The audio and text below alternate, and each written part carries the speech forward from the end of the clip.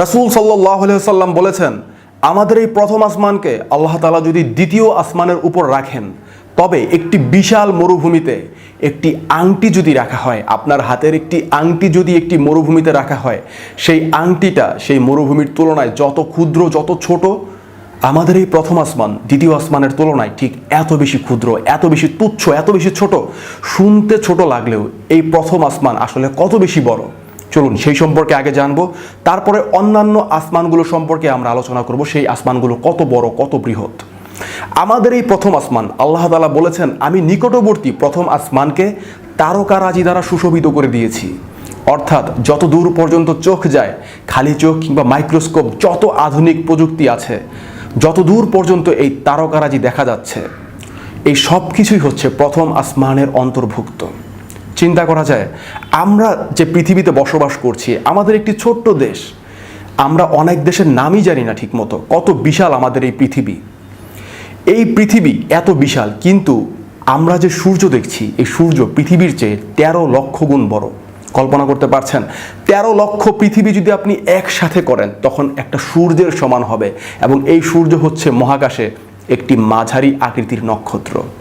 এই সূর্যের চেয়ে অসংখ্য বড় বড় নক্ষত্র রয়েছে আমাদের এই মিল্কি ওয়ে গ্যালাক্সির মধ্যেই, এবং মিল্কি ওয়ে গ্যালাক্সি ছাড়া তো অন্য গ্যালাক্সিতে অভাব নেই। অনেক বড় বড় নক্ষত্র সূর্যের চেয়ে রয়েছে। সূর্যের চেয়ে একটি বড় নক্ষত্র ধরুন ভিওয়াই ক্যানিস মেজরিস, এটি সূর্যের চেয়ে 2100 গুণ বড়। অর্থাৎ 2100 সূর্য যদি একসাথে করা হয়, তখন একটি ভিওয়াই ক্যানিস মেজরিস সুপার জায়ান্ট স্টারের সমান হবে। কল্পনা করতে পারছেন? আমাদের এই মিল্কি ওয়ে গ্যালাক্সিতে অসংখ্য কোটি কোটি তারকা রয়েছে। মিল্কি ওয়ে গ্যালাক্সির বাইরে আরও অসংখ্য কোটি কোটি তারকা রয়েছে। সূর্যের পরে আমাদের পৃথিবীর জন্য সবচেয়ে নিকটবর্তী যে নক্ষত্র রয়েছে, তার নাম হচ্ছে প্রক্সিমা সেঞ্চুরি, এবং এই নক্ষত্রটি আমাদের পৃথিবী থেকে 4.2 আলোকবর্ষ দূরে অবস্থিত। অর্থাৎ আপনি যদি আলোর গতিতে ছুটে চলেন, প্রতি সেকেন্ডে প্রায় 3 লক্ষ কিলোমিটার বেগে যদি আপনি ছুটে চলেন, আপনার প্রক্সিমা সেঞ্চুরিতে পৌঁছাতে সময় লাগবে 4.2 বছর। কল্পনা করতে পারছেন কত বিশাল দূরত্বে? 2004 সালে একটি গ্যালাক্সি আবিষ্কৃত হয়, যার নাম হচ্ছে অ্যাবেল 135 IR116। এই গ্যালাক্সিটি আমাদের পৃথিবীর অর্থাৎ মিল্কি ওয়ে গ্যালাক্সি থেকে 13.2 বিলিয়ন আলোকবর্ষ দূরে অবস্থিত। অর্থাৎ আপনি যদি আমাদের এই মিল্কি ওয়ে গ্যালাক্সি থেকে আলোর গতিতে ছুটে চলেন, পৃথিবীতে আমাদের এই মিল্কি ওয়ে গ্যালাক্সিতে সবচাইতে দ্রুতগামী জিনিস হচ্ছে আলো, এই গতিতে যদি আপনি ছুটে চলেন প্রতি সেকেন্ডে 3 লক্ষ কিলোমিটার, তবে আপনার সেই গ্যালাক্সিতে পৌঁছাতে, অর্থাৎ অ্যাবেল 135 IR116, এই গ্যালাক্সিতে আপনার পৌঁছাতে সময় লাগবে 1300 কোটি বছরেরও বেশি। চিন্তা করতে পারছেন আমাদের এই মহাকাশ, আমাদের এই প্রথম আসমান কত বড়, কত হিউজ, বিশাল। আমাদের এই মিল্কি ওয়ে গ্যালাক্সির বাহিরে আরো কোটি কোটি গ্যালাক্সি রয়েছে, সে সমস্ত গ্যালাক্সিতে কোটি কোটি তারকা রয়েছে। এত বিশাল প্রথম আসমানকে যখন আল্লাহ তাআলা দ্বিতীয় আসমানের উপর রাখবেন, তখন এটা কতটুকু তুচ্ছ। একটি মরুভূমির মধ্যে একটি আংটি যত ছোট, খুঁজে পাওয়া দুষ্কর, ঠিক এত ছোট দ্বিতীয় আসমানের তুলনায় প্রথম আসমান এত বেশি ছোট।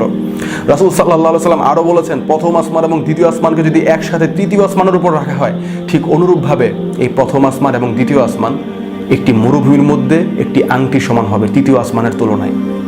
এভাবে প্রথম, দ্বিতীয়, তৃতীয় আসমানকে যদি একসাথে একত্রিত করে চতুর্থ আসমানের উপর রাখা হয়, ঠিক অনুরূপভাবে দেখা যাবে প্রথম, দ্বিতীয় এবং তৃতীয় আসমান চতুর্থ আসমানের তুলনায় একটি বিশাল মাঠের মধ্যে, মরুভূমির মধ্যে একটি আংটির সমান।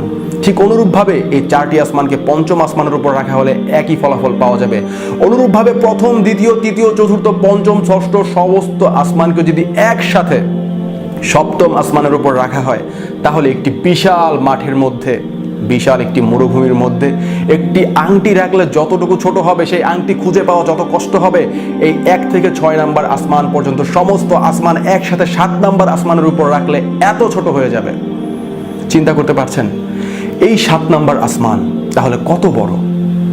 এই 7 আসমানের উপরে রয়েছে একটি সাগর, যে সাগরটির উচ্চতা অর্থাৎ সাগরটির গভীরতা প্রথম এবং দ্বিতীয় আসমানের দূরত্বের সমান।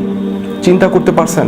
আমরা একটা গ্যালাক্সি থেকে আরেকটা গ্যালাক্সিতে, যেটা একটা উদাহরণ দিলাম, যে 1300 কোটি বছরেরও বেশি লাগবে, এমন আরো বহু গ্যালাক্সি রয়েছে যেগুলোতে যেতে লক্ষ লক্ষ কোটি কোটি বছর লেগে যাবে।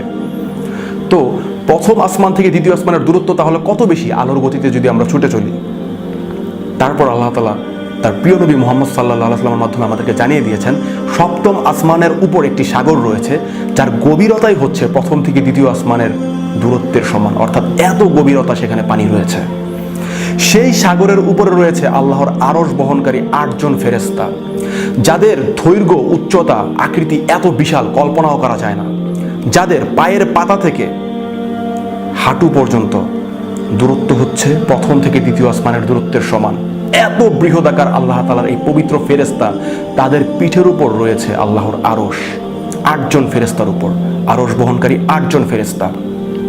আল্লাহর আরশ এত বড়, আরশের নিচে যা কিছু রয়েছে, এই সাতবক আসমান, জমিন সবকিছু যদি একত্রিত করা হয় তবে এই আরশের তুলনায় একটি ক্ষুদ্র আংটির সমান হয়ে যাবে।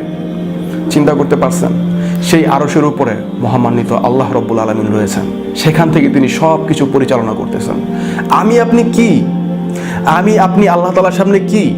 চিন্তা করে দেখুন, আমাদের কিছু আছে? যদি আমাদের এই প্রথম আসমানকে মানচিত্রে আঁকা হয়, আমাদের এই পৃথিবীকে মাইক্রোস্কোপ দিয়েও খুঁজে পাওয়া যাবে না। আমি আপনি তো দূরের ব্যাপার।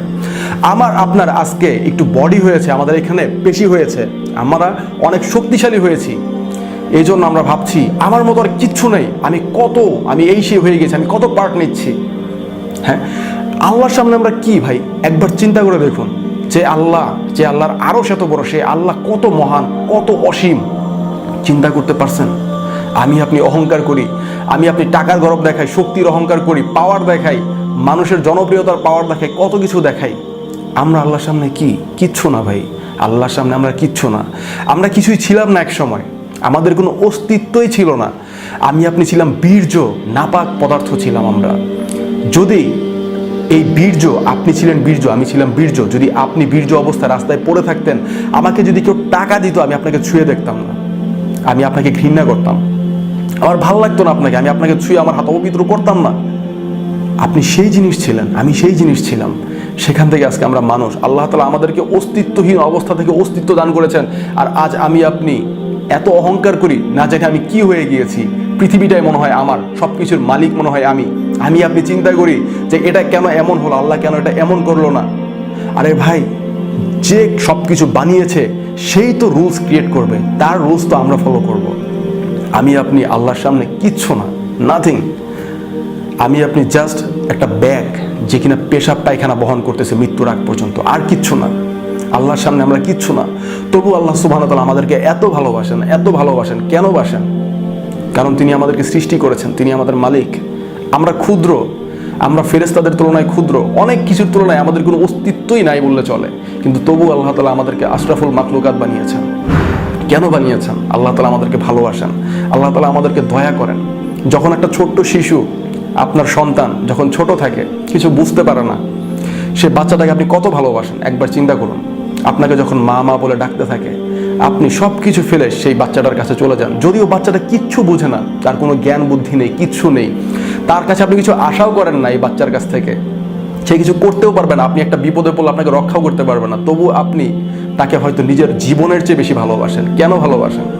এই বাচ্চাটার প্রতি আপনার মায়া, এই বাচ্চাটার প্রতি আপনার দয়া। আল্লাহ সুবহানাহু ওয়া তাআলা আমাদেরকে ওই বাচ্চাটার চাইতেও বেশি ভালোবাসে। একটা মা তার সন্তানকে যত বেশি ভালোবাসে, আল্লাহ তাআলা আমাদেরকে এর চেয়েও বেশি ভালোবাসে। কেন আমি আপনি সেই আল্লাহর কথা শুনবো না? কেন আমি আপনি সেই আল্লাহর হুকুম মানবো না? কেন আমি আপনি আল্লাহ তাআলার হুকুমে প্রশ্ন তুলব? কেন আমি আপনি তাকে অস্বীকার করব? আমরা কি কৃতজ্ঞ বান্দা হব না? আমরা কি আল্লাহ তাআলাকে স্বীকার করব না? যে রব এত বড়, যে রবের দয়া এত বড়, আমি এত ক্ষুদ্র হওয়া সত্ত্বেও যে রব আমাকে এক মুহূর্তের জন্য ভুলে যায়নি, এক মুহূর্তের জন্য আমার অক্সিজেন বন্ধ করে দেয়নি, এত দয়া এত রহমত করছে, আমি অনবরত যার হুকুম আহকাম অমান্য করে চলছি, সেই রব আমাকে এত দয়া করেছেন, যিনি সব কিছুর মালিক। আজকে যদি আমি একটা নেতার সামনে যেয়ে বলি আপনি এটা কেন করেছেন, ওটা কেন করেছেন, সে হয়তো আমাকে একটা থাপ্পড় লাগিয়ে দিবে। অথচ যে রবের হুকুম, যার মতো আর কিছুই নেই, যার তুলনায় আমি আপনি, পৃথিবীর সমস্ত নেতা, পৃথিবী, আমাদের আসমান কিছুই না, সেই রবের হুকুম আমরা প্রতিনিয়ত অমান্য করে চলছি, তবু সেই রব আমাদেরকে কখনো বলেনি কেন তুমি এমন করতেছো, কেন তুমি এগুলো করতেছো। কখনো আমাদেরকে কষ্ট দেয়নি, ঠিকই আমাদেরকে খাবার দিচ্ছে, আমাদেরকে নিঃশ্বাস গ্রহণ করার সুযোগ দিচ্ছে। আমি আপনি কত ভাগ্যবান। আমি আপনি কত লাকি। একবার চিন্তা করে দেখুন, সেই আল্লাহকে কেন আমরা মানব না? কেন আমরা তাকে এক ইলাহ বলে বিশ্বাস করব না? তিনি তো আমাদের কাছে কিছু চায় না, তিনি তো আমাদেরকে বলে না তুমি উপার্জন করে আমাকে খাওয়াও, আমাকে দাও। তার তো এইসবের কিছুরই প্রয়োজন নেই।